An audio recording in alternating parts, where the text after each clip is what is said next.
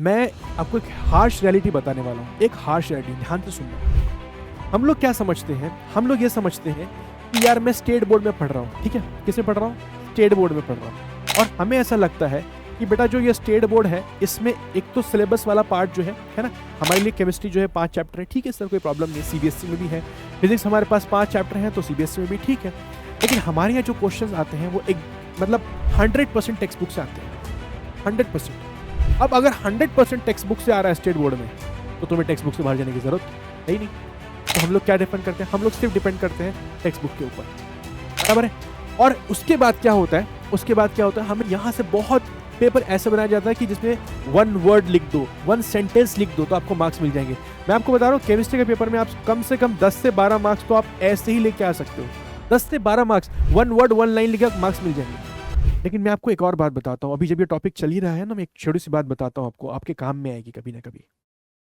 देखो, मैं आपको एक हार्श रियलिटी बताने वाला हूँ, एक हार्श रियलिटी, ध्यान से सुनना।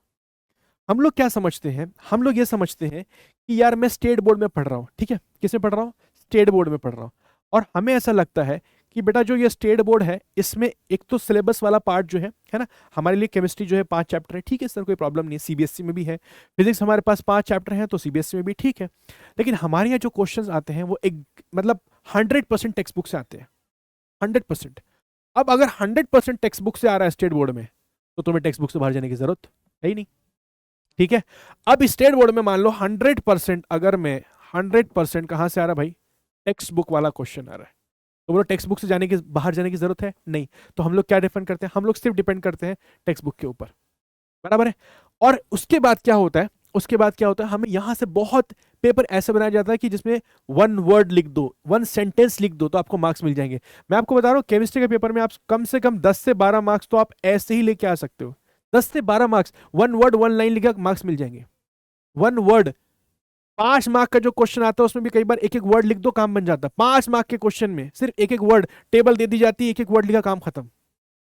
एक चीज मैं आपको क्यों बताना चाह रहा हूं, ध्यान से सुनना, ये कि इतना इजी है मार्क्स लाना।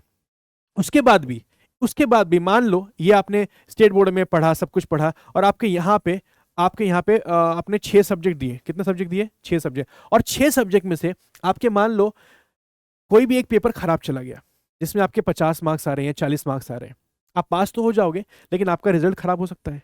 अब ये क्या करेंगे, टॉप 5 ले लेंगे आपसे, 5 जो बेस्ट सब्जेक्ट है, 5 है ना, 5 टॉप 5 जो है ना, बेस्ट ऑफ 5 जो ऑप्शन है, बेस्ट ऑफ 5।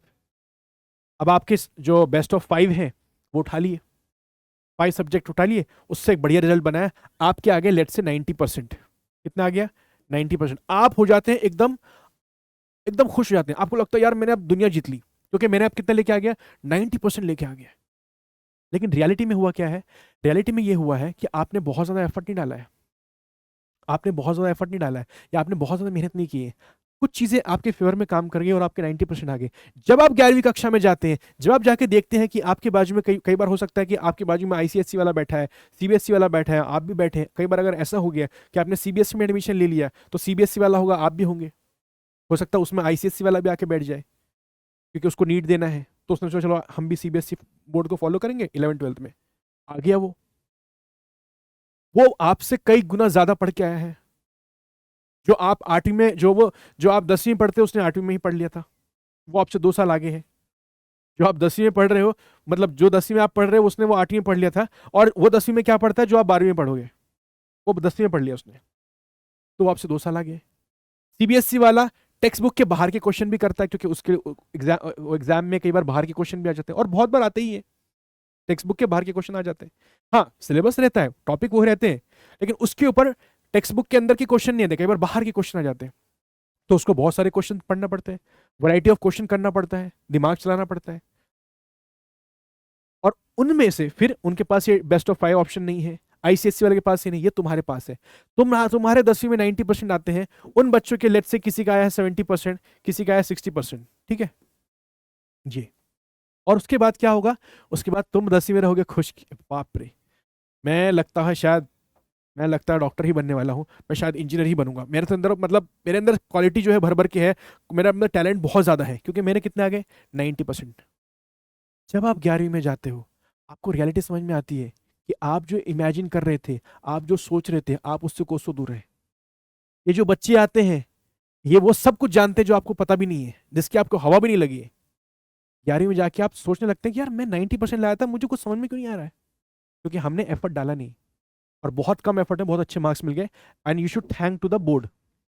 बोर्ड को थैंक बोल सकते हैं आप, बट उसके बाद का जो कंपटीशन है उसके लिए आपको तैयार रहना पड़ेगा। इसीलिए मैं कहता हूं कि स्टेट बोर्ड में मार्क्स लाना बहुत ईजी है, बट डोंट रिलाई कि भैया आप पूछते हैं ना सर 95% आ जाएंगे क्या, मैं इतना पढ़ूंगा तो 90 आ जाएंगे। 90 95 आराम से आ जाएंगे, 100% आ जाते हैं यार। 100% बच्चों के मार्क्स आए, 90 की क्या बात करो तुम। लेकिन इंपॉर्टेंट मार्क्स नहीं है, इंपॉर्टेंट कॉन्सेप्ट है। नहीं समझ में आएगा, यही बच्चे जो 11वीं में जाएंगे ना, ये आपसे ज्यादा बेटर अच्छे से सॉल्व कर पाएंगे, कॉन्सेप्ट को ज्यादा अच्छे से समझ पाएंगे, और न्यूमेरिकल सॉल्व कर पाएंगे। इनको बहुत क्लैरिटी रहती है, क्योंकि इनको ज्यादा स्ट्रगल करना पड़ता है 10th में, क्योंकि इनके लिए आसान नहीं है 10th, आपके लिए आसान है। सारी बात समझ में। इसीलिए मार्क्स के पीछे मत भाग लो कि भैया मेरे 95 आने चाहिए, 98 आने चाहिए, 99 आने चाहिए, 100, वो मत चक्कर में पड़ो। क्या आपके कॉन्सेप्ट सारे क्लियर हैं? क्या आपको सब कुछ जो आपने पढ़ा है साफ साफ याद है? अगर है तो बहुत अच्छी बात है। क्या आप उसको लिख सकते हैं? लिख सकते हैं तो बहुत अच्छी बात है, आप बहुत अच्छे जा रहे हो। देखो ये जो कॉन्सेप्ट है ना, अगर आपके सारे कॉन्सेप्ट क्लियर हैं, आप लिख सकते हो, आप कन्वे कर सकते हो, आपके मार्क्स लाने से कोई नहीं रोक सकता, कोई नहीं रोक सकता। लेकिन अगर ऐसा है कि आपको कॉन्सेप्ट का तो कुछ आइडिया नहीं है, लेकिन आपने रट्टा पूरा मारा है, आप जहां से क्वेश्चन पूछो सर मैं वहां से बताने को तैयार हूं, लेकिन दिमाग में मेरा कुछ रहता नहीं है, कोई अगर आप कोई out of the box question पूछ लो, टेक्स्ट बुक के बाहर पूछ लो, तो मेरा तो डंडा गुल हो जाने वाला है, तो फिर चिंता का विषय है। ये इंफॉर्मेशन आपको मुझे बतानी थी, मैंने बता दी। आई होप आपको समझ में आई होगी।